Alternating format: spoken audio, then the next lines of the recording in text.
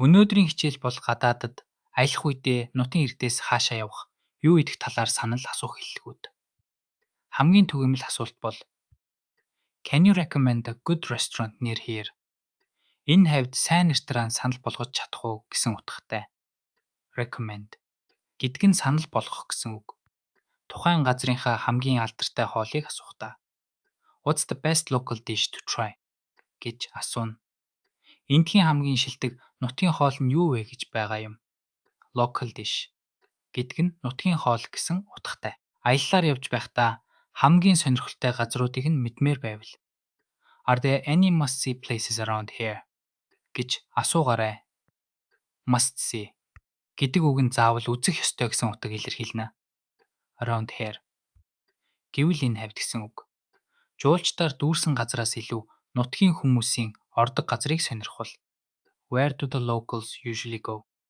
гэж асуугаарай. Locals гэдэг нь нутгийн иргэд. Usually go гэдэг нь ихэвчлэн хаашаа явдаг вэ гэсэн утгатай. Оройн цагийг хэрхэн өнгөрөх талаар санал авахдаа What do you recommend doing in the evening? гэж асууж болно. Өдрийн цагаар бол in the afternoon, өглөөгөр бол in the morning гэж өөрчлөөд ашиглах боломжтой. Өөрт ойрхон байгаа гоё газар хайж байвал Do you know any good coffee shops nearby? гэж асуугаарай. Coffee shops гэдгийн оронд pubs эсвэл bookstores гэх мэт өөр үгс орлуулж хэрэглэж болно. Nearby гэдэг нь ойролцоо гэсэн үг.